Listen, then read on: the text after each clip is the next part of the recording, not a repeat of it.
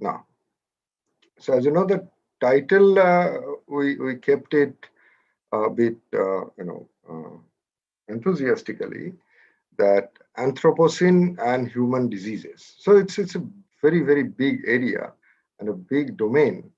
But for the sake of a basic understanding and particularly conveying some message to our students, so I have prepared this or made this presentation so that so everybody get tuned to the world around us, about our health, and also as health we are talking about diseases also. তো আমি হয়তো আজকের এই পুরো প্রেজেন্টেশনটা একটু বাংলা ইংরেজি মিশিয়েই বলবো, তাহলে হয়তো কেউ বাংলা পুরো বোঝেন না। যদি কারোর অসুবিধা হয় আমাকে ইমিডিয়েটলি এখন বলুন, তাহলে I can switch to English only. So Anthropocene and human disease is the title. So we'll start with the concept of Anthropocene, and this is not a very difficult problem conceptually. As you can see all these pictures in the slides, that so all the slides, basically the common theme of all the pictures is that it represents a sort of human activity in this world. And we humans, as a tertiary feeder in the ecological pyramid, we have pretty much captured most of the part of the world and land and water, everything. And we have modified it in such a way that this era of geologic time period is, some people are now calling it as Anthropocene. And anthropos কথাটার অর্থই হলো যে এটা হচ্ছে মানুষ। Anthropology একটা সাবজেক্টই আছে dedicated to study human behavior and human activities. কিন্তু যদি আমরা জিওলজিক্যাল টাইম পিরিয়ডটা দেখি, we'll see a huge course of time, a deep time if you wish. So we have Paleozoic, Mesozoic and Cenozoic geological time period, and on top it's called Holocene. So we are at present geological time period wise at the Holocene stage, which started, as you can see on top, it's 10,000 years ago. But 10,000 years ago, human was not so abundant in the world, and they did not capture the world in the way now we have done. And so it was different world. But for last 100 or 200 years or so, the world has changed. Okay, and that period, and it's changed in such a way, and its impact is so huge. So this period is now called Anthropocene. তো Anthropocene কথাটার একটা definition তৈরি করার চেষ্টা হচ্ছে, although it's a controversial topic. So Anthropocene is something like Earth's most recent geologic time period, as I have already mentioned to you. And this period is characterized by a deeply human influenced or anthropogenic. And why is it so? Because there is an overwhelming global evidence that the atmospheric, okay, geologic, hydrologic, biospheric, and other Earth system processes are now altered by humans. Now, altered by humans is a very soft word. It's devastatingly altered by humans. That would have been a better way of putting this idea. Now, I'll show you some of the examples how it happened, and you would probably appreciate. But before going into that, so what I would like to emphasize that this is just not a figment of imagination. The science literature over last 10 years or so have been flooded with a notion and studies of very interesting, deep, data-driven, experimentally driven studies on the impact of human on this planet Earth. And this is one example, Nature journal, as you know, that is one of the most reputed journal in the field of science. They have published series of articles, and they have dedicated one issue on this human epoch. or the human age, which is otherwise known as Anthropocene. Okay, so it's already very much very much studied in the field of sciences and different branches of sciences that I must mention. Now, this is a classic depiction of how human has migrated and captured most of the world. And human, as you know, is the only species which can live in any sort of climatic zone and any sort of geologic changes. For example, humans lives in mountain, it lives in the coastal areas, in the plains, in the plateaus, everywhere next to the rivers, and and no other species could do it. So this is somewhat against the notion of Darwinian evolution. So Darwinian evolution taught us that যে একটা particular species will reside in its niche, right? But that niche, the ecological niche, we have broken that niche and we have established over say 1 lakh years that we could go anywhere and we can survive anywhere. Interestingly, মানুষ যেখানে যেখানে গেছে, এখানে time period গুলো দেওয়া আছে এই ছবিতে, মানুষ কিন্তু আবার সবসময় একা যায়নি, সে সঙ্গে আবার কিছু প্লান্ট এবং অ্যানিমালও নিয়ে গেছে। এবং আজকের পৃথিবীতে সবচেয়ে অ্যাবান্ডান্ট যে পাখিটা আছে, হ্যাঁ, গ্লোবালি যদি আমরা ভাবি সবচেয়ে বেশি পাখি কে আছে, কোন পাখিটা আছে?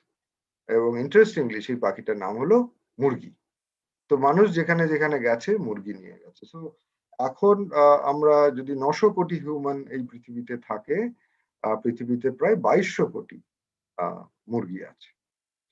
এবং হিউম্যান যেখানে যেখানে গেছে সে আবার ক্যাটেলও নিয়ে গেছে। তো যেই জন্য অ্যানিমাল ওয়ার্ল্ডে সবচেয়ে অ্যাবান্ডান্ট ম্যামল যদি কেউ থাকে এই মুহূর্তে পৃথিবীতে, অ্যাপার্ট ফ্রম হিউম্যান, সেটা হচ্ছে ক্যাটলস। ঠিক আছে, কাউজ, বাফেলো, শিপস, এইগুলো। So that shows how we have changed the world and we have forced other species, okay, to live in the areas where they were not supposed to live in the way Darwin has taught natural selection. So অ্যানথ্রোপোসিনের impact কিরকম সেইটা যদি আমরা একটু দেখি, আমি just কতগুলো খুব ব্রিফ কতগুলো ডেটা এখানে দেখাতে চাইছি।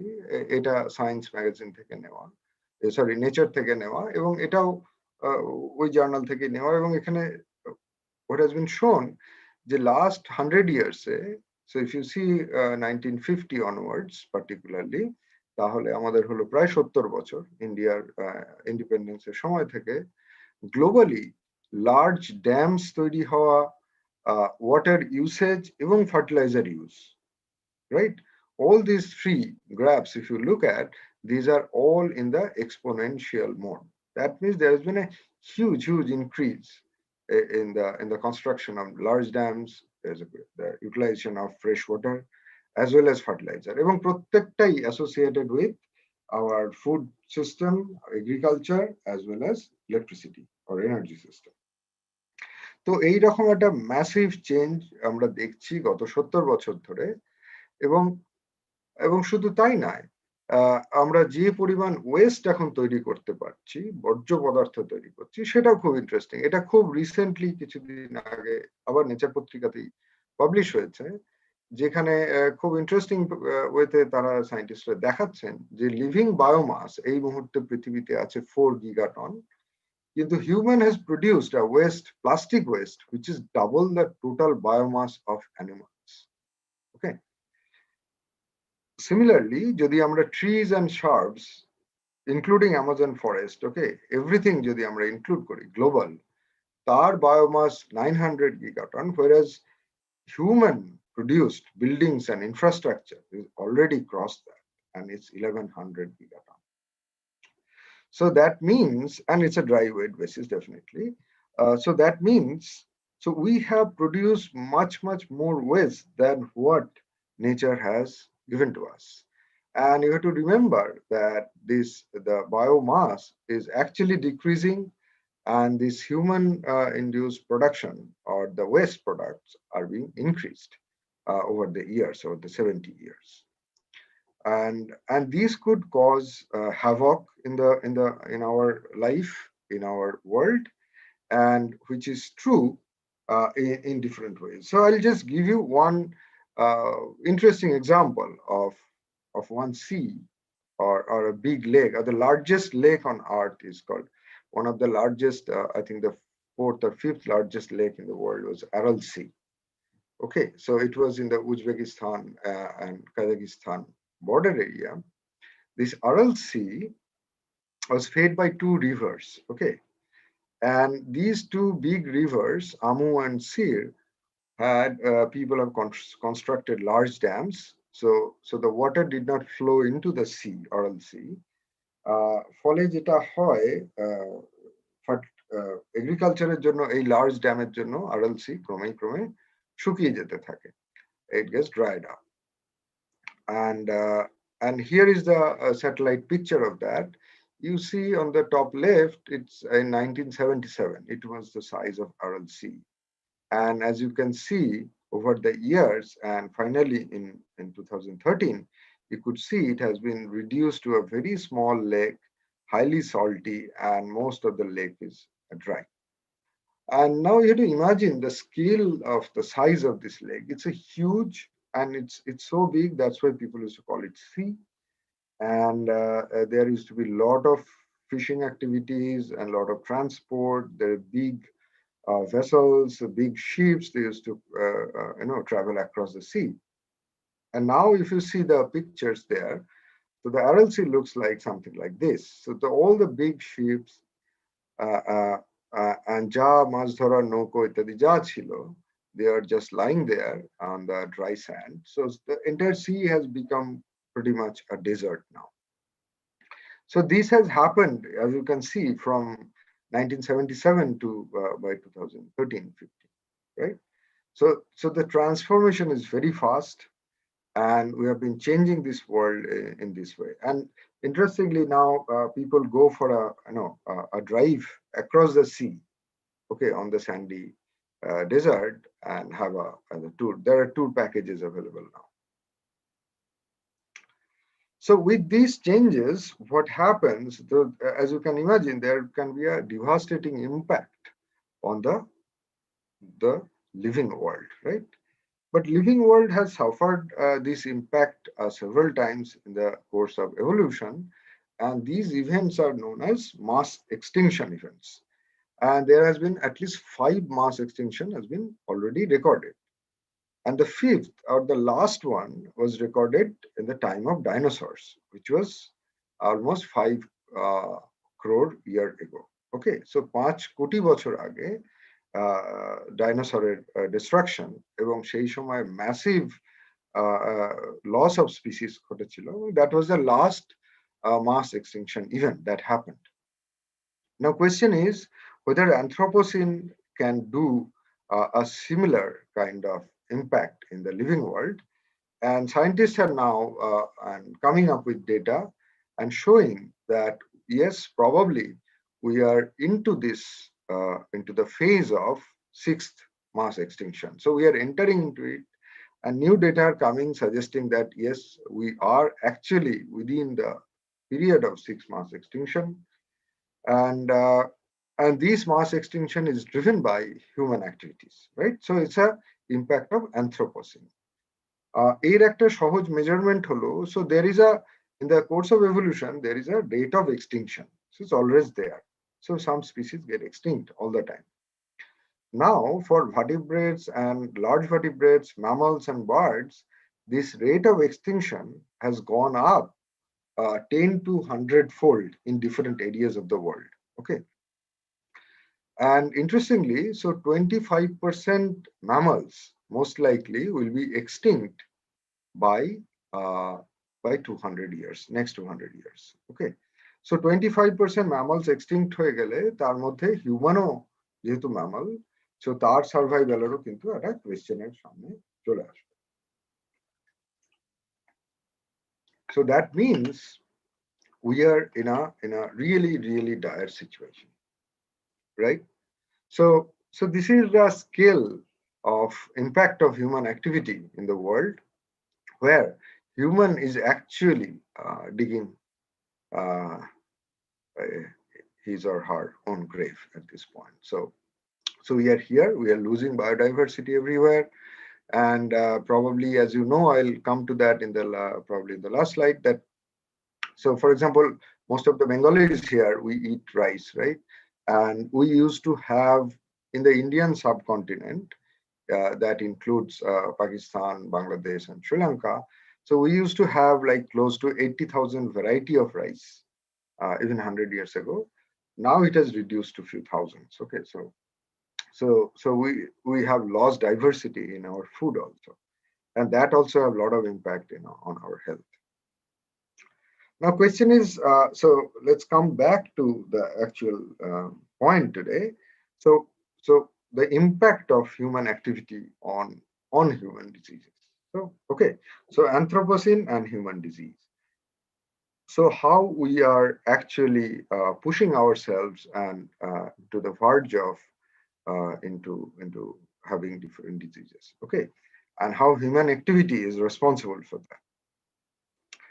So we'll start with few examples how humans has actually, as I mentioned, যে মানুষ যেখানে গেছে গরু মুরগি ইত্যাদি নিয়ে গেছে, একইভাবে মানুষ যেখানে যেখানে গেছে সেখানে কিন্তু সে ডিফারেন্ট ডিজিজও নিয়ে গেছে, রাইট? এবং ডিজিজ গুলো জিওগ্রাফিক্যালি আইসোলেটেড না থেকে গ্লোবাল ডিজিজ হয়ে যাচ্ছে। And probably the best example we know so far, and we are already into it, is this COVID-19 pandemic. So, which a disease which is supposed to be restricted to one or two provinces of China, which is now a global phenomenon, right? Okay. So, first example today is the example of smallpox. So, smallpox has a very interesting story. So, this is a virus again, and it actually came from cows, because humans are living with cows for thousands of years, and those humans groups who were with the cows, right, they already acquired some sort of immunity against smallpox. Okay, but so there are human groups who never had any encounter with cows. Now just think about this scenario when the Europeans started invading Americas, so both South and North Americas, and there were Red Indians, so-called Red Indians over there. And when Spaniards reached there, they realized there is an entirely new human civilization is there, and that's a very strong civilization. And if they have to acquire that land, they have to kill these guys. So they started killing them because they had access to guns. But you cannot kill everybody by just shooting them and exterminate entire population. That is not possible. Interestingly, what they found one day, so they have offered some of them with some blankets, and it turned out that few villages were decimated in few weeks' time. And interestingly, that disease was smallpox. So the Spaniards were with cows for thousands of years, whereas the Red Indians has never encountered. So they had no natural immunity against it. So realizing this phenomena, so Spaniards used to take the infected blankets and they used to distribute among the Red Indians. And that's how they could kill millions of Red Indians in the Americas, in both South and North Americas. And they captured that land. And now at least 90 to 95% of the Red Indian populations were killed, and majority of their were killed by this germ. And this story was very nicely, beautifully written by Jared Diamond. I mean, those who are interested, you can read this. This is a beautiful book, and it's very easy to read. And what he showed that basically guns, germs, and steel, these three actually captured both the Americas, and similar thing happened in Australia also, where the local native population were all killed by germs. So this is one of the anthropogenic. We talk about bioweapon and this and that these days. This is probably one of the first bioweapon used by humans against other human communities. Okay, so from here, let's, as I mentioned, that the smallpox actually came or evolved from cowpox. And interestingly, most of the diseases which are coming from animals to human and uh, what is called, there is a species jump, and these diseases are clubbed together called zoonosis. Okay, so as you can see, and this is a UN prepared poster where they have actually showed that 60% of the all infectious diseases of humans are actually zoonotic in origin, and 75% all the emerging infectious diseases are also zoonotic in origin, right? So what happens whenever a human group invade a new geographical area, okay, সেইখানে যে native যে species গুলো থাকে তারাও যে virus গুলো হারবার করে, with the destruction of the local species, local animals and plants, the local animals থেকে, particularly from the mammals, and human, since human is also a mammal, so these virus, they jump to humans. And if you think about all the recent emerging diseases, let me start with HIV, okay, which came from monkeys, right? SARS, MERS, swine flu, bird flu. And if you think about these names of these diseases, bird and swine and all these, and SARS, and these all basically came from different animals, and it's named after those animals only, right? So this is what is happening, and most likely this COVID-19, through which we are going through right now, it's also most likely a zoonotic disease, right? It came from most likely from bat, and probably through an intermediate species of pangolin, but I'm not sure yet. But it's definitely a zoonotic disease. The coronavirus is a zoonotic disease, and it came from bats. So that's how the diseases have been affecting human population. So another group of disease, so we're talking about infectious disease, right? Some of the infectious disease, I talked about smallpox and COVID and others, but there are also non-infectious diseases, right? So for example, as you know, diabetes, right? Fatty liver disease, heart disease, thyroid disease, and all kinds of diseases, cancer. So these are called non-infectious disease or non-communicable disease, or NCDs. Interestingly, all the old literature from our continent, particularly the Ayurveda text, there is a mention of a whole bunch of NCDs and very little mention of infectious disease, and of which a notion, mention of leprosy, tuberculosis, and diarrhea were given. Okay, but interestingly, but the tropical diseases, when you talk about tropical diseases, and in Calcutta, as you know, the British, they established one institute called School of Tropical Medicine, and they studied the diseases of importance of tropical diseases, and they studied malaria, they studied kala-azar, they studied cholera. All these are are called tropical disease. And interestingly, these diseases are never mentioned in the old Ayurvedic text or other form of medicine text. Okay, so these severe diseases, how could they never encounter them? So that's another question I would like to impress upon you, that what we are being told as tropical diseases, we should not take it as such.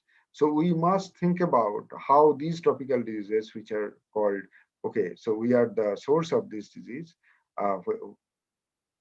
what's the actual story behind it, okay?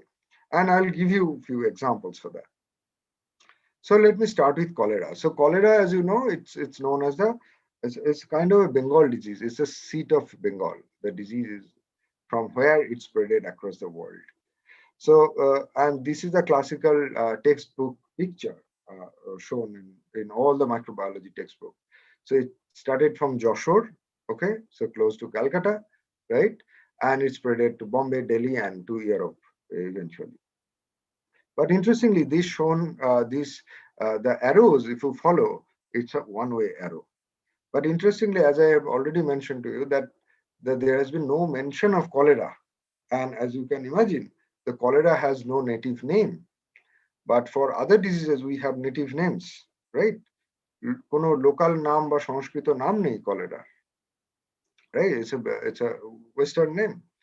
Now, যেটা দেখানো নেই এই ছবিতে যে এই cholera আসলে কলকাতা বা বেঙ্গলে কিভাবে এলো।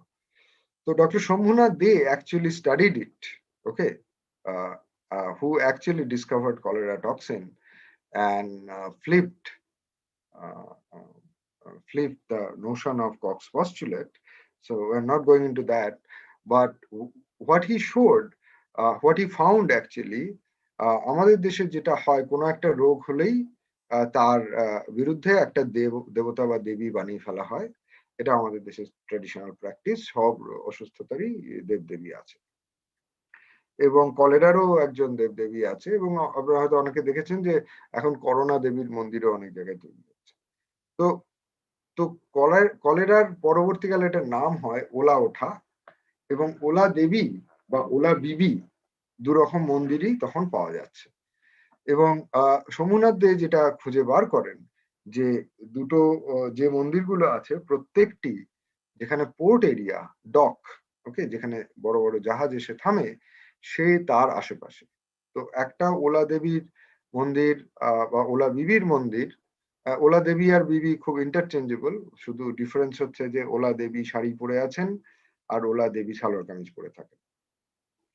তো ওলা বিবি সালোয়ার কামিজ আর ওলা দেবী শাড়ি পরে আছেন। তো প্রত্যেকটাই ডক এরিয়ার কাছাকাছি এবং প্রত্যেকটা আউটব্রেক অফ কলেরা শুরুও হয়েছিল ডক এরিয়ার কাছাকাছি, পোর্ট এরিয়ার কাছাকাছি। এবং তারপরে উনি ট্রেস ব্যাক করে দেখান যে আসলে কলেরা এসেছে ইউরোপ থেকে এবং তারপরে এই ডিজিজটা, এই cholera bacteria actually mutated here and eventually spread across the world. So this picture is true, but এই picture is incomplete. এখানে যেটা দেখানো হয়নি যে ক্যালকাটা যশোর এরিয়াতে এই কলেরা কিন্তু এসেছিল প্রথমে এবং সেখান থেকে আবার স্প্রেড করেছে। এই same with the history of kala azar. Kala azar আমাদের দেশে প্রচুর হয়েছে এবং ইন্টারেস্টিংলি কালাজারেরও কোনো দেশি নাম নেই। এটা প্রথমে ব্রিটিশরা নাম দিয়েছিল আসাম ফিভার, কারণ আসামে হয়েছিল, এবং তারপরে দমদম ফিভার, কারণ দমদমে হয়েছিল, কিন্তু পরে কালাজার নাম দেয়া হয় এবং ফার্স্ট রিপোর্ট কালাজারের হচ্ছে 1880, অর্থাৎ কলোনাইজাররা আসার অনেক পরে এটা দেখা যাচ্ছে। সো যখন আসামে টেরাই অঞ্চলের ফরেস্ট কেটে চা বাগানের কাজকর্ম শুরু হয়, তখন সেখানে যে লোকাল স্যান্ডফ্লাই ছিল, they is to harbour this parasite Leishmania donovani and they started biting humans এবং তার থেকে কালাজ্বরটা দেখা যায়। ভারতবর্ষে কালাজ্বরের কোনো হিস্ট্রি নেই। ইন্টারেস্টিংলি যে 4000 বছর আগে ইজিপশিয়ান মামিতে কালাজ্বরের ডিএনএ পাওয়া গেছে, ইটস আ পিসিআর করেই পাওয়া গেছে। So kalajwar was there in the Mediterranean area এবং তার যথেষ্ট এভিডেন্স আছে। নর্দার্ন আফ্রিকা এবং সাদার্ন ইউরোপে কালাজার ছিল এবং যখন ইউরোপিয়ানরা ইন্ডিয়াতে ধীরে ধীরে ইনভেড করতে শুরু করে, they brought that disease and eventually it spreaded across the India. কিন্তু কালাজার বললে ইন্ডিয়াকেই দেখানো হয়। And if you look at this welcome history book and you see on the cover the area it's shown as the Kala-azar Kala-azar prone zone, it's only showing India. And that's how some diseases were associated with India and Bengal. And my third example is malaria. Again, malaria রোগের কোনো ইতিহাস ভারতবর্ষে নেই। Malaria নামটাও একটি Italian word, it means bad air, mal air, and people used to think that a bad air, দূষিত বাতাস থেকেই এই রোগটা ছড়ায়। এবং ম্যালেরিয়ার খুব লম্বা ইতিহাস আবার মেডিটেরিনিয়ান এরিয়াতে এবং পার্টিকুলারলি ইটালিতে আছেন এবং বেশ কয়েকজন pope even in Vatican city they died of malaria. কিন্তু ভারতবর্ষে ম্যালেরিয়ার কোনো ইতিহাস ছিল না, এবং ইউরোপিয়ানরা আসার পর থেকেই ভারতবর্ষে ম্যালেরিয়ার আগমন হয়। So it's very clear. So the Europeans had brought whole bunch of diseases, and some of the diseases actually spreaded all across India. And the organisms, the pathogenic organisms survived here pretty well. They adapted well. And these diseases were called tropical diseases. And we actually believed them, and which is not the case at all. And these diseases are mostly brought into the India, and it is brought by humans only. So that's my point. And same is true for a whole bunch of sexually transmitted diseases, including syphilis, for example. So these diseases were brought to India, and it was named tropical disease, and that's how the entire disease politics was built in the colonial era and in the post-independent India also. Okay, now, as you know, the malaria parasite was discovered here in this city only at SSKM Hospital by Dr. Ronald Ross, and he actually got the Nobel Prize for this phenomenal seminal discovery. And he discovered in the sparrow, চড়ুই পাখিতেও malaria হয়, and উনি চড়ুই পাখির ব্লাডের মধ্যে malaria Parasite প্রথম দেখেন, এবং ইভেনচুয়ালি ওটা হিউম্যানেও কনফার্মড হয়। তো এই স্টাডিটা এবং এই ডিসকভারি ইন্ডিয়াতে হয়, কিন্তু মনে রাখা দরকার যে রোনাল্ড রস কিন্তু প্রথমে ইজিপ্টে ছিলেন অনেকদিন, সেখানেই উনি হিন্ট পান এরকম দ্য ভেক্টর ইজ মসকিটো, এবং ইভেনচুয়ালি কলকাতায় আসার পরে উনি ফাইনাল ডিসকভারিটা করতে পারেন। তো ম্যালেরিয়ার হিস্ট্রি কিন্তু এই একই রুটে হয়েছে, এবং যে রুটটা আমাদের বলা হয় না। So this diseases are in one word are all anthropogenic in nature. So this is a part of anthropogenic activity, and the diseases we are suffering from, millions of Indians died from kala-azar, cholera, and malaria.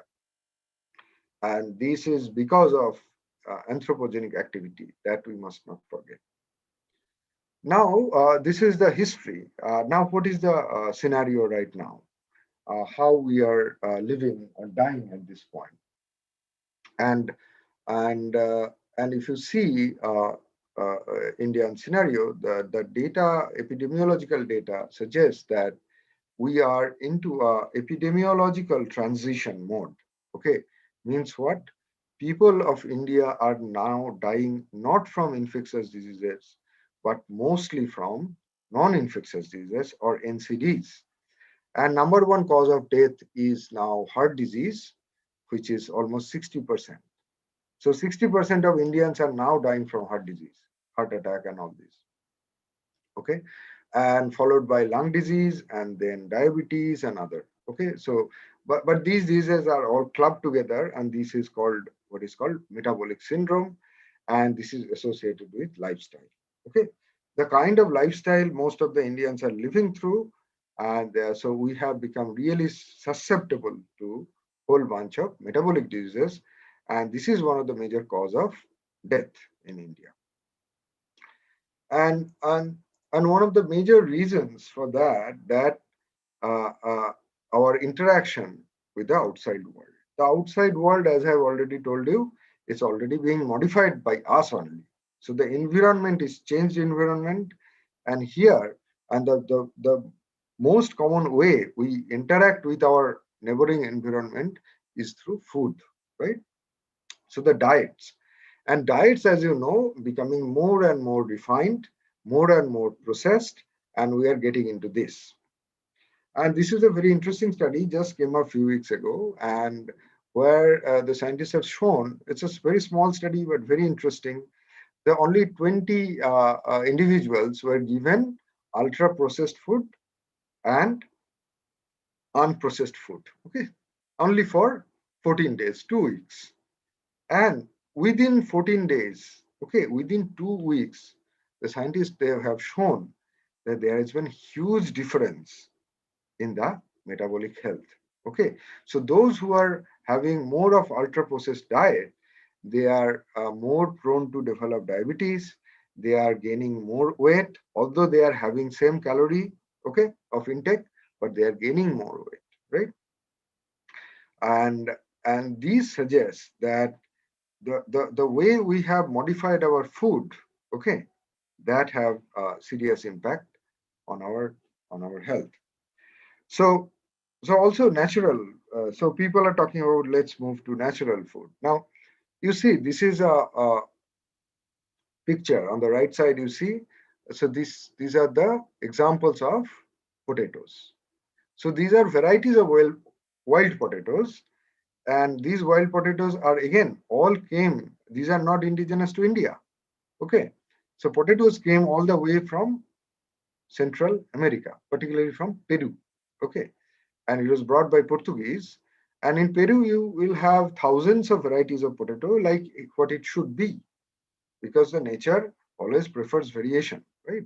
As I mentioned to you already, we have 80,000 of rice variety because rice was indigenous to India, but potato was not. But if you go to the market now, you'll see only one or two varieties of potato, right? So thousands were reduced to one or two now. So that's the loss of biodiversity we are going through. And now, if you look at all these vegetables and fruits which we consume regularly, none of them are indigenous to India. Okay, so you take examples of green chili, papaya, peara, anaros. Okay, anything, tomato, everything. Pretty much, not everything. I mean, whatever I have shown here, all actually came from outside, but not Rasgulla, as you can see. But Rasgulla comes from Chana, and Indians never used chana before, right? Before Portuguese came. So Portuguese actually used to make chana out of milk, and they used to make a cheese called cottage cheese. And আপনারা সবাই জানেন যে ছানার এই রসগোল্লার ডিসকভারিও নবীন চন্দ্র দাসের হাত দিয়ে জাস্ট 150-200 বছর আগের গল্প. So even Bengalis never had Rasgulla in their diet, even 200 years ago. Okay, so we have changed, we are changing a lot of our surroundings. So, and I'll show you some of the examples in next few slides, and you might enjoy. So this is one example on top. You see, so this is the example of banana on top. Okay. So while banana looks like something like this, it's not a very tasty fruit. It's full of seed and the pulp is scanty and it's not so sweet. So that's the wild banana. But what banana we consume these days, এই কলার মধ্যে আমরা কোনো বীজ এখন আর পাই না. So কলা or banana is a flowering plant, right? মোচা থেকে ফুল হয়, সেই ফুল থেকে ফল হয়, and ফল থেকে বীজ এবং বীজ থেকে গাছ হয়. That's the natural reproductive mode of any flowering plant. But the way we have modified banana plant across the world, banana has lost its natural reproductive power.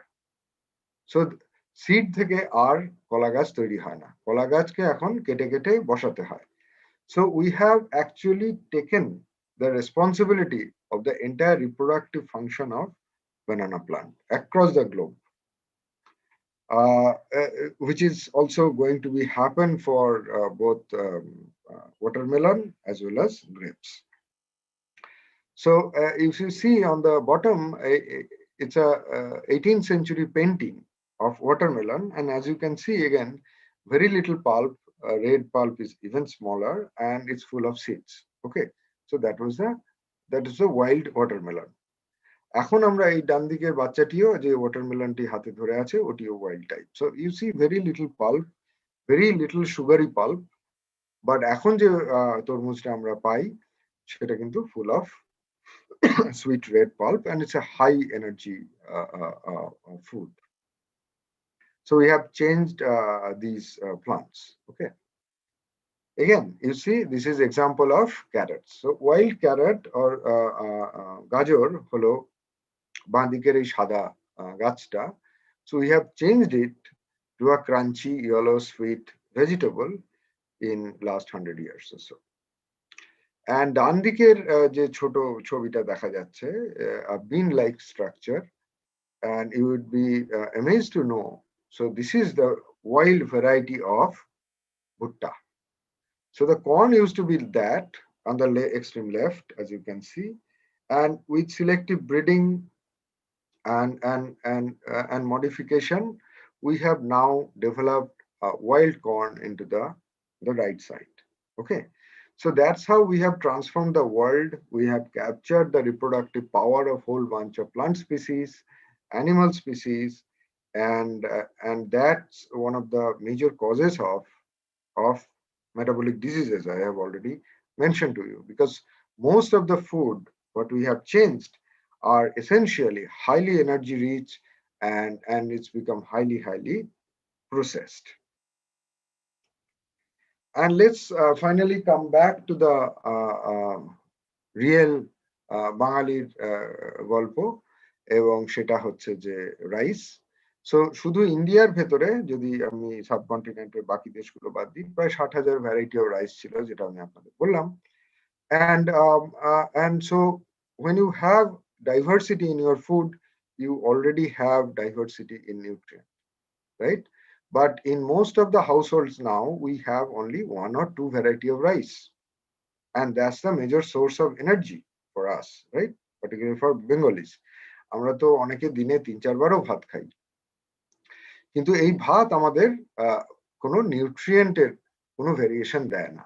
Okay, moreover আমরা যে ভাতটা খাই সেটা হচ্ছে আলট্রা প্রসেসড রাইস, ঠিক আছে?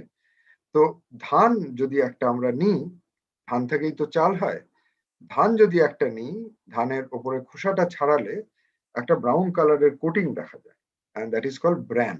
ওকে, এবং এবং চালের নিচে একটা ছোট্ট এরিয়া থাকে সাদা রঙের, which is called rice germ or the embryo. Okay, so embryo is equivalent to yolk. তো কুসুমের মতো, so you can imagine প্রত্যেকটা রাইসের মধ্যে একটা কুসুম আছে, একটি ভ্রূণ আছে, এবং সেটি very rich in fat, and not only fat, whole bunch of fat soluble vitamins. Okay, আর উপরে যে ব্রাউন কোটিংটা থাকে, যেটাকে আমি ব্র্যান বললাম, and including this rice germ, সেই bran is very rich in water soluble vitamin as well as lot of soluble fibers, which is very essential in reducing cholesterol levels. কিন্তু আমরা এখন যে চালটা খাই, একদম উপরে বাঁ দিকের ছবিটায়, সো আনপ্রসেসড রাইস, র রাইসে ব্র্যানটা থাকছে, মিল্ড রাইসে তাও একটু ব্রাউন কালার থাকে, কিন্তু আমরা যে রাইসটা হোয়াইট রাইস, ঝুরঝুরে জুঁই ফুলের মতো যে ভাতটা খাই, তাতে কিন্তু কিছুই থাকছে না, জার্মটাও থাকছে না, ব্র্যানটাও থাকছে না। যেটা থাকছে অনলি কোরটা থাকছে, এবং সেই কোরটা is basically only made up of starch. Okay, starch, what is starch? Chemically it's a polymer of glucose. তো আমরা যখন ডাইজেস্ট হয় এই starch in our intestine, it's become free glucose, right?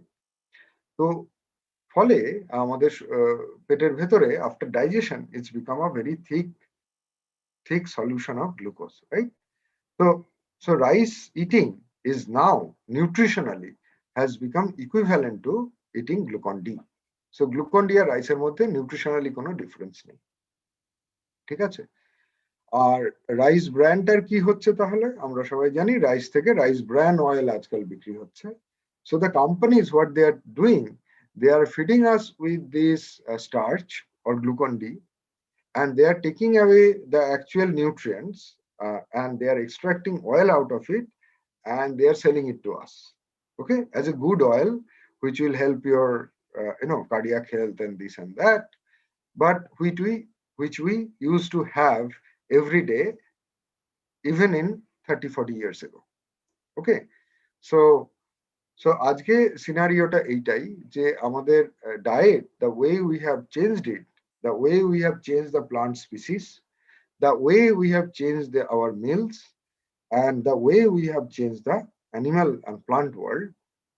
So we are in an anthropogenic world where we lost our nutritional diversity. It's mostly ultra-processed food, and we have become susceptible to a whole bunch of metabolic diseases. And as I have already told you, the 60% of Indians are, and actually 80 to 90% of Indians are now dying from cardiometabolic diseases. Okay, so this is the world we are living in, and we are for marching ahead, even to a darker world. And in the clinics, we know people used to call that people develop diabetes in their early 40s. Now we see it's happening in the 30s. Okay, so almost a decade ago. So just imagine, I'm just appealing to the students, particularly those who are in 20s, early 20s. You see, if you become metabolically unhealthy in your mid 30s, you will be surviving till mid 80s, right? So 50 years of your life, okay? So large portion of your life you will be sick, okay? And that is happening now. Now the life expectancy in, say, in Calcutta is 80, okay? Now, if one person becomes sick in their 40s, so rest of the life, or half of the life, they'll be sick and they have to under medication, after care of doctors, and whole bunch of complication and a miserable life. So with that, I'll stop. And before that, I'll just show you one example of one study very recently published, where they have shown, unfortunately, the people of South Asia, underlined here in red, has the strongest association of developing diabetes with rice eating. Rice means the kind of rice we are eating now. Okay, so the other populations in other parts of the world, even if they eat similar amount of rice, they have less risk of developing diabetes, but unfortunately we are at higher risk. So with this, with these gloomy words, I'm stopping here, and I'll be happy to take questions. Thank you so much, Dr. Chakrabarti, for such an eye-opening talk. So I have requested all the participants to write their questions in the chat section. So I can see a few questions out there. So I can read them aloud. Sure. Yeah, okay. So the first question I can see is there any relationship between nationalism and climate change? If yes, then how? Well, nationalism. Well, nationalism, this notion has come very recently in human history. So we are talking about history of 10, 20,000 years. So nationalism is like a 200-year-old concept. Okay. And global warming, fortunately or unfortunately, actually overlaps with this development of this notion. So the answer is I don't know, but there is a time. If you look at the time course, there is an overlap. Yeah, that much I can tell. Yes. So the second question here is, so what are the possible reasons, except climatic conditions, behind the tropical diseases grasping a hold in India, but not in Europe, from where they are considered to have been originated and migrated via anthropogenic activity? Okay, and a very nice question. Very nice question. So yeah, so definitely. So Europeans have already they knew that these diseases, how they spread. They have developed their public health infrastructure, and they, for example, I can give you one example just for yourself. So Europe, leprosy, Kushto, was very abundant. Okay, in the Middle Age, even in 17th century. But thousands and millions of people used to have leprosy. So what they have done, interestingly, they have isolated these people. They have isolated and quarantined all these people, and actually they didn't let them coming in contact with the population, and that's how they actually controlled leprosy. Okay. So similarly, as you know, we are all experiencing suddenly Kolkata ba urban sector across India, a dengue virus খুব প্রকোপ বেড়ে গেছে. So as you know, dengue virus কিন্তু নোংরা জলে জন্মায় না, fresh ওয়াটারে small এবং আরবান সেক্টরেই জন্মায় ছোট ছোট.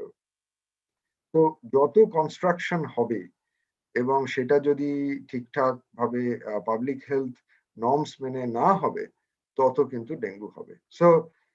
So European countries, they have actually achieved that public health awareness and infrastructure, and actually we never put any attention.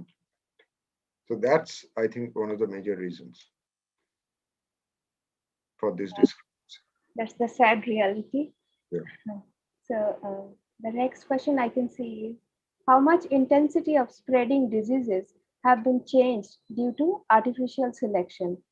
Is it good for us and for our society? Okay, so so artificial selection of plant and animal world, and particularly plant world. In fact, if I remember correctly, more than 50% of the greeneries under this on this planet is now controlled by humans. Okay, so কোন গাছ কোথায় জন্মাবে, কত বড় হবে, কি fruit দেবে, কি বীজ হবে, পুরোটাই হিউম্যান কন্ট্রোল। ওয়াইল্ড ফরেস্টের স্পেস কমে যাচ্ছে।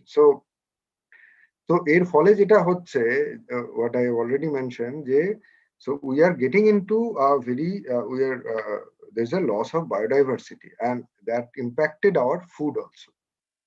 So ফুড ডাইভার্সিটিও খুব কমে যাচ্ছে, ফলে নিউট্রিশনাল ডাইভার্সিটি কমছে। So we are becoming more and more susceptible to metabolic diseases. This is one hypothesis.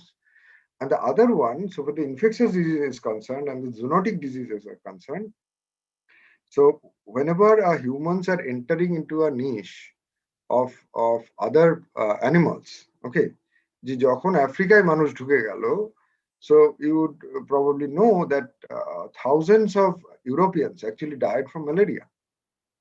Okay. Similarly, HIV has spreaded from monkeys to humans, right? Because human entered the domain of monkeys. So the virus was restricted to their population. Now it jumped to humans and it caused havoc. It was also a pandemic. Okay.